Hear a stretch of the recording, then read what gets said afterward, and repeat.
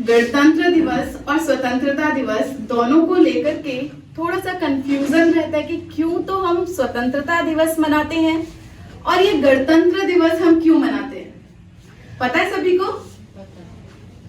स्वतंत्रता दिवस पर 15 अगस्त 1947 को हमारे देश को अंग्रेजों से आजादी तो मिल गई थी, पर देश को चलाने के लिए कुछ नियम कानून उनकी जरूरत होती है। बिना नियम कानून के देश में अराजकता फैल जाती है। जब किसी को पता ही नहीं होता कि हमारी शक्तियां क्या हैं, हमारे देश को चलाने के नियम क्या हैं, तो तब ये निर्णय लिया गया कि देश को चलाने के नियम बनाए जाएंगे। जब तक ये नियम नहीं बने थे तब तक अंग्रेजों द्वारा जो उस समय बनाए गए थे उन्हीं नियमों के अनुसार भारत में प्रशासन चलता रहा। तो 2 साल 11 महीने 18 दिन लगे हमारा ये संविधान बनने में, जिसके अंदर हमारे देश को चलाने के सभी नियम कानून, हर एक मंत्री परिषद विधानसभा, हर एक की शक्तियां और क्या हमारी क्या पावर्स है, क्या अधिकार है हम देश में रहने वाले देशवासियों के, क्या हमारे अपने देश के लिए कर्तव्य है, इन सबको लिखा गया। तो विश्व का सबसे बड़ा लिखित संविधान, हाथ से लिखा हुआ संविधान हमारे भारत देश का, तो ये भी एक गर्व की बात है।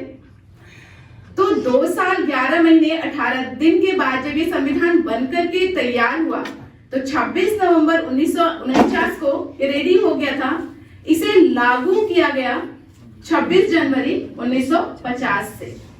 26 जनवरी का दिन इसलिए चुना गया क्योंकि 26 जनवरी 1929 को एक लाहौर अधिवेशन हुआ, उसमें पूर्ण स्वराज्य का नारा दिया गया। तो उस पूर्ण स्वराज्य का नारा जो पहली बार दिया गया वो 26 जनवरी को दिया गया, इसलिए 26 जनवरी का दिन चुना गया। चलो, देश को चलाने के लिए नियम कानून बन गए, उसी तरह हमारा जो जीवन है वो भी तो एक देश की तरह चलता है। उसको चलाने के लिए भी कुछ नियम कानून होने चाहिए। वो उन नियमों को हमने कभी पालन नहीं किया, इस वजह से जिस लक्ष्य की प्राप्ति के लिए वो नियम कानून बनाए गए थे वो आज तक कभी प्राप्त नहीं हुआ। कहा गया था कि इन नियमों के पालन को करते हुए हम देश की एकता, अखंडता, संप्रभुता, धर्मनिरपेक्षता को, लोकतांत्रिक गणराज्य इसको बनाकर रखने का प्रयत्न करेंगे। पर क्योंकि हमारा स्वयं पर शासन, स्वयं के लिए हमारे नियम वो जीवन में हमने कभी अपनाए ही नहीं।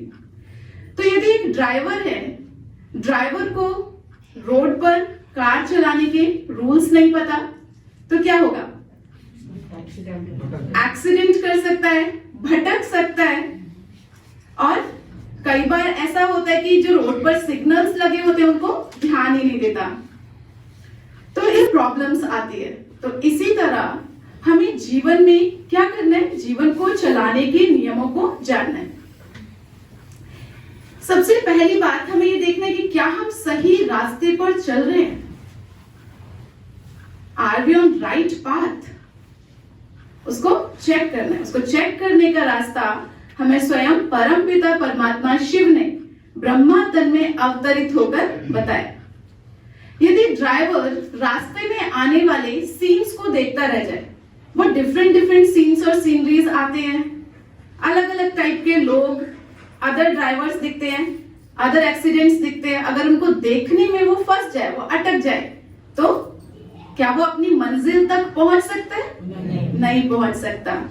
तो हमारे इस जीवन में भी बहुत सारे ऐसे सीन्स आते हैं, पास्ट में हुई ऐसी घटनाएं होती है जिनको देख करके उन सीन्स में हमें अटक नहीं जाना, उससे आगे निकलना है। इसलिए बाबा ने क्या कहा? फुल स्टॉप लगाओ और बिंदी को बिंदी लगा करके उसे शिक्षा लेकर के जीवन में आगे बढ़ो।